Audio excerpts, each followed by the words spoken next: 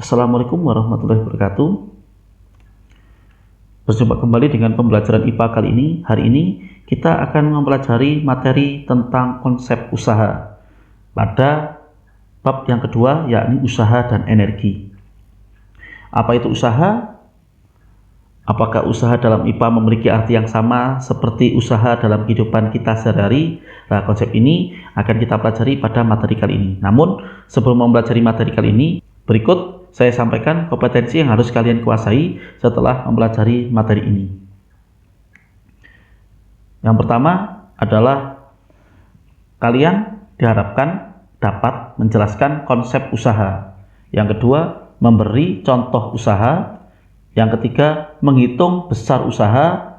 Yang keempat, menghitung besar jarak benda yang dikenai usaha. Yang kelima adalah menghitung besar daya. Inilah kompetensi yang harus kalian kuasai setelah mempelajari materi kita kali ini. Pernahkah kamu berusaha mendorong tembok? Apakah tembok tersebut bergerak? Meskipun kamu merasa lelah dan berkeringat, namun saat kamu mendorong tembok tersebut, dikatakan bahwa kamu tidak melakukan usaha sama sekali atau usahanya bernilai 0. Mengapa demikian?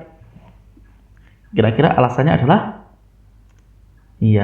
karena gaya yang kita berikan ke tembok tidak menyebabkan tembok berpindah tempat. Jadi, dalam IPA, usaha diartikan sebagai perpindahan energi oleh gaya sehingga benda berpindah. Nah, ini adalah pengertian usaha menurut IPA. Kita untuk lebih memahami tentang apa itu usaha, berikut kita lengkapi tabel berikut. Ada 5 pertanyaan atau 5 pernyataan. Yang pertama, Benny mendorong meja dengan gaya 10 Newton sehingga meja tersebut berpindah sejauh 20 cm. Kira-kira ini usaha atau bukan? Karena gaya yang diberikan kepada meja membuat meja berpindah tempat, maka pernyataan nomor 1 kita sebut dengan usaha atau merupakan usaha. Selanjutnya, pernyataan yang kedua. Mangga bermasa 500 gram jatuh dari pohonnya yang memiliki ketinggian 2 meter di atas permukaan tanah. Apakah usaha atau bukan usaha? Ya, betul.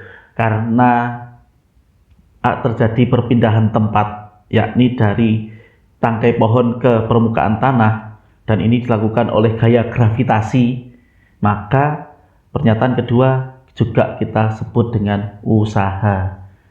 Selanjutnya yang ketiga, Siti mendorong kereta belanjanya dengan gaya 50 Newton dari arah rak daging ke rak sayuran, kemudian kembali ke rak daging. Apakah usaha atau bukan usaha? Karena kembali lagi, maka perpindahannya 0. Karena perpindahan 0, maka pernyataan nomor 3 merupakan bukan usaha.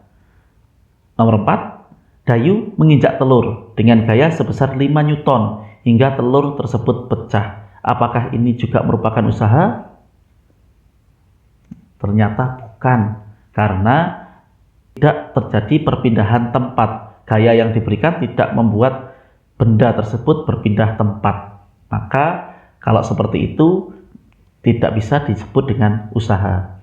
Yang kelima, balok bermasa 2 kg dipindahkan dengan gaya sebesar 40 Newton sehingga berpindah sejauh 2 meter.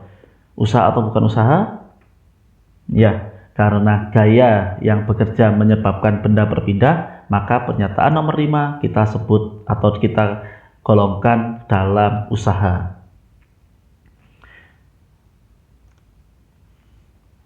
Ada 2 variabel atau 2 faktor penentu usaha. Yang pertama adalah gaya, yang kedua adalah perpindahan.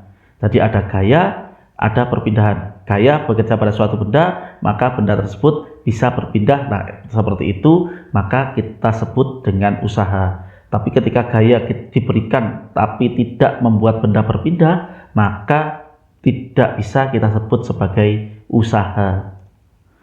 Semakin besar gaya yang digunakan untuk memindahkan benda, semakin besar pula usaha yang dilakukan. Semakin besar perpindahan benda, semakin besar pula usaha yang dilakukan. Nah, dari pernyataan ini kita bisa simpulkan bahwa usaha ditentukan oleh besar gaya yang diberikan pada benda, atau kita simpulkan dengan F, dan besar perpindahannya, delta S. Secara matematis dapat ditulis sebagai berikut. W sama dengan F kali delta S. Segitiga seperti itu dibaca delta. Apa maksudnya dari simbol-simbol itu? Oke, kita bahas satu persatu. Yang pertama W. W itu adalah simbol dari usaha. Satuannya adalah Joule. Yang kedua F merupakan simbol dari gaya dengan satuan Newton.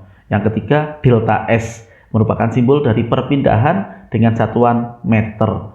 Jadi ini adalah persamaan matematis untuk usaha. Oke, selanjutnya kita lihat contoh soal. Lani mendorong rak dengan gaya sebesar 100 Newton sehingga rak tersebut berpindah sejauh 10 meter. Sedangkan Siti mendorong rak lainnya yang sama massa dan ukurannya dengan gaya sebesar 400 Newton sehingga rak tersebut berpindah sejauh 40 meter. Berapakah besar usaha yang dilakukan oleh Lani dan Siti? Masih ingat cara menghitung soal IPA apabila berupa soal cerita seperti ini? Apa yang harus kita lakukan? Oke, betul. Kita harus baca per kalimat. Dari per kalimat itu kita bisa menentukan besaran fisika apa saja yang terlibat. Kita baca dulu yang pertama, kalimat pertama. Lani mendorong rak dengan gaya sebesar 100 Newton. Apa yang diketahui? Ya, yang diketahui adalah gaya yang dilakukan Lani, yakni sebesar 100 Newton dan perpindahannya sejauh 10 meter. Kalimat yang kedua, sedangkan Siti mendorong rak lainnya yang sama massa dan ukurannya dengan gaya sebesar 400 Newton. Besar yang terlibat di sini adalah gaya 400 Newton dan berpindah sejauh 40 meter. Selanjutnya adalah kalimat tanya, berarti ini adalah yang ditanyakan. Apa yang ditanyakan? Besar usaha yang dilakukan oleh Lani dan Siti. Usaha kita simpulkan dengan W, maka W Lani dan W Siti. Bagaimana cara mengerjakannya? Seperti yang sudah kita bahas bahwa W sama dengan F kali delta S. Maka seperti ini adalah usaha yang dilakukan Lani dan ini adalah usaha yang dilakukan oleh Siti. Jadi besar usaha yang dilakukan oleh gaya dorong Lani adalah 1000 Joule dan besar usaha yang dilakukan oleh gaya dorong Siti adalah 16.000 Joule. Loh, bagaimana jika gaya yang bekerja itu lebih dari satu? Bagaimana cara menghitung usahanya? Oke, pelajari kembali materi sebelumnya tentang gaya. Apabila lebih dari satu, maka kita harus cari resultan atau perpaduan gaya tersebut. Sehingga F yang kita pakai adalah resultan gaya dari beberapa gaya yang bekerja pada benda tersebut. Pada contoh ini kita hanya ada satu gaya sehingga F di sini hanya satu gaya tersebut yang bekerja. Tapi apabila lebih dari satu, maka cari atau tentukan dulu resultan gaya dari gaya-gaya yang bekerja.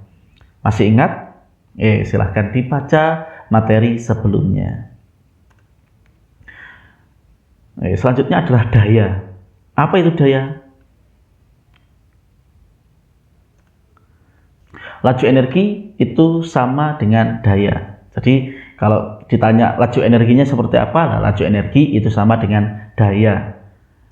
Laju energi atau daya, atau kita simpulkan dengan P, adalah besar energi yang dipergunakan dalam setiap detik. Sehingga dapat ditentukan dengan cara membagi besar usaha atau W dengan selang waktunya atau T, disimpulkan dengan T. Bahwa P sama dengan W per T, membagi besar usaha W dengan selang waktunya. Dengan P adalah daya, satuannya watt, W usaha, satuannya joule, T waktu, satuannya adalah sekon. Seperti apa penggunaannya? Perhatikan contoh berikut. Lani memindahkan rak dengan usaha sebesar 1000 Joule dalam waktu 10 sekon, sedangkan Siti memindahkan rak tersebut dengan usaha sebesar 16.000 Joule dalam waktu 40 sekon. Berapa daya yang dikeluarkan Lani dan Siti untuk memindahkan rak? Masih ingat tips untuk mengerjakan soal cerita seperti ini? Iya, betul. Baca per kalimat. Kemudian tulis besaran-besaran fisika apa yang terlibat di dalam masalah tersebut. Yang pertama ada usaha yang dilakukan Lani sebesar 1000 Joule dan waktu yang dilakukan oleh Lani yakni 10 sekon atau 10 detik. Yang kedua, kalimat berikutnya adalah usaha yang dilakukan Siti yakni sebesar 16.000 Joule dan waktu yang dilakukan oleh Siti sebesar 40 sekon. Bagaimana laju energi atau daya yang dilakukan oleh kedua orang tersebut? Cara menghitungnya seperti yang sudah kita bahas sebelumnya, yakni dengan membagi antara usaha dengan waktu atau selang waktu yang diperlukan. Sehingga diperolehlah bahwa daya yang dilakukan Lani adalah 100 watt, sedangkan daya yang dilakukan oleh Siti adalah 400 watt. Jadi daya yang dikeluarkan oleh Lani adalah sebesar 100 watt dan Siti adalah sebesar 400 watt. Demikian pembelajaran kita kali ini. Kita ketemu lagi dalam pembelajaran berikutnya. Tetap jaga kesehatan. Assalamualaikum warahmatullahi wabarakatuh.